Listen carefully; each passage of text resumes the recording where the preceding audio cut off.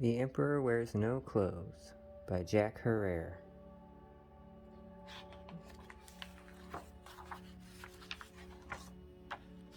11th edition. First printing, May 1985.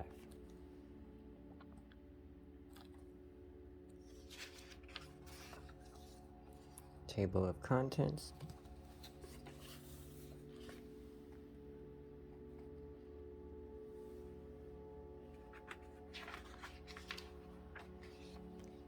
Dedicated to all the prisoners of conscience in this war against a plant, and to the enduring spirit of people everywhere who seek the truth, so that we can continue to live on the surface of the earth with all its myriad and abundant natural plants and substances.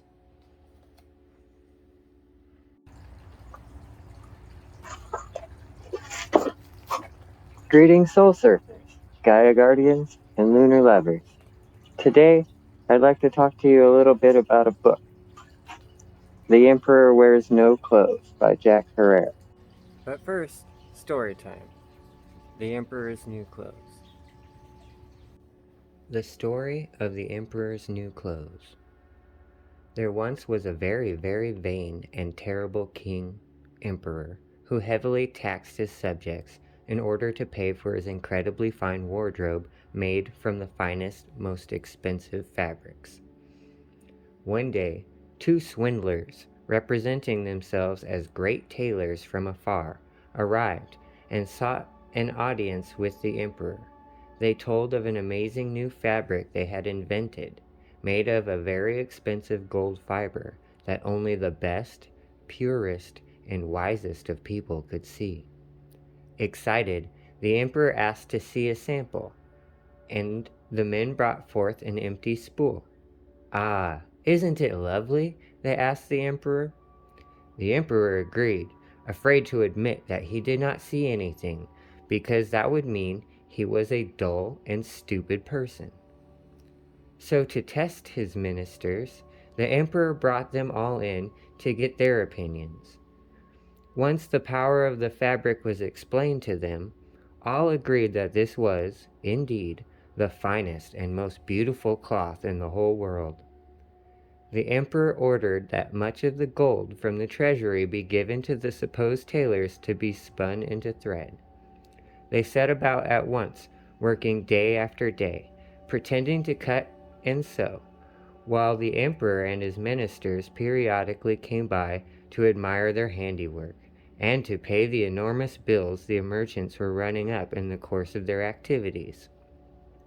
Finally, the big day came when all the people in the land were gathered to see the emperor's new outfit, which they had paid so much for and heard so much about. When he nakedly strode forth, all the people looked in disbelief and said nothing. Then they sang the praises of the miraculous new cloth. "It's the most beautiful work I've ever seen." "Magnificent."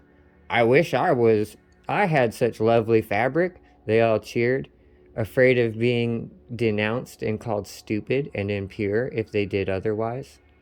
And the emperor proudly paraded in front of his subjects, secretly worried, afraid that he would lose the crown if the people knew that he himself could not see the cloth that draped his body. As he passed through the crowd, a small boy perched on his father's shoulders cried out, "But the emperor has nothing on."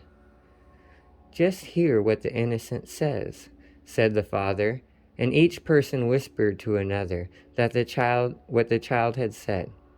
The word spread throughout his subjects what the little boy had said. Then everyone knew that the emperor and all his ministers had been tricked by swindlers. Now his guards and ministers, as well as the people, realized that the swindlers had not only tricked the emperor, but he, the emperor, had spent all their tax money wasted on this farce.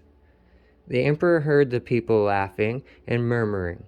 He knew they were right, but he was too proud to admit he was wrong and had been made the fool. So he drew himself up to his full height and stared down at his guards, until he caught one guard's eye. The guard, looking nervously around, realizing this vain emperor could have him imprisoned or even beheaded, averted his eyes and looked down at the ground.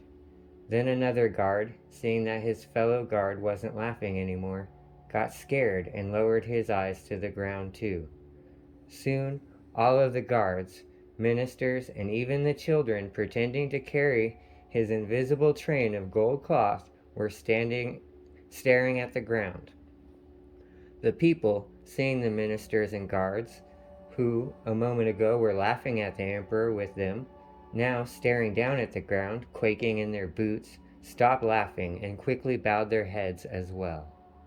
The little boy, who had first exclaimed that the emperor was naked, seeing all the grown-ups around him, and even his father, completely scared and subdued, bowed his head in fear. Then the emperor again, pulling himself up to his full height, announced to his subjects, as he marched proudly through his empire, "Who is to say that these are not the very finest clothes of all?" Those with ears to hear will recognize the significance of this story. The authoritative historical record of cannabis and the conspiracy against marijuana. And more importantly, the important part, and how hemp can save the world.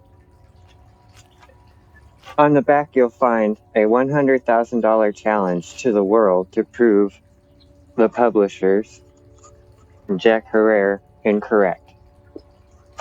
If all fossil fuels and their derivatives, as well as trees for paper and construction, were banned in order to save the planet, reverse the greenhouse effect, and stop deforestation, then there is only one known annually renewable natural resource that is capable of providing the overall majority of the world's paper and textiles, meet all of the world's transportation, industrial, and home energy needs, while simultaneously reducing pollution, rebuilding the soil, and cleaning the atmosphere all at the same time.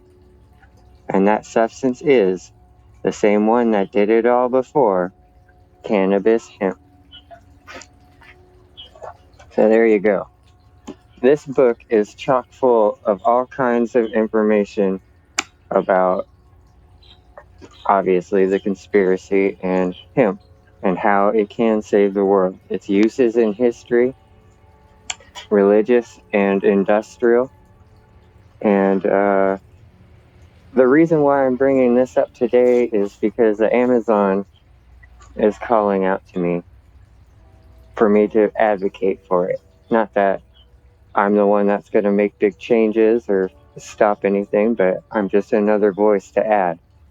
We need to stop cutting down these trees in the Amazon for paper and planting soybean farms there that do nothing for the environment, cause lots of damage with the chemicals and whatever they use.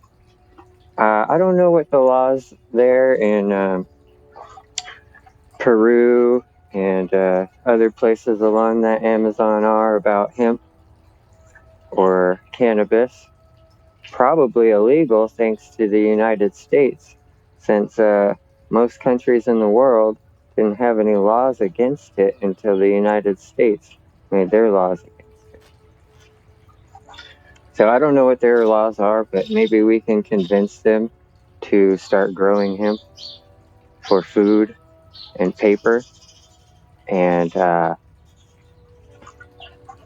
maybe bring up their own economy rather than selling land to foreign companies to come and rape and pillage their land. So I don't know, maybe we can all advocate for that or do something in that manner. I see a wall of hemp, not very wide, but a wall of hemp surrounding the Amazon forest, preventing companies from coming through and messing with the trees.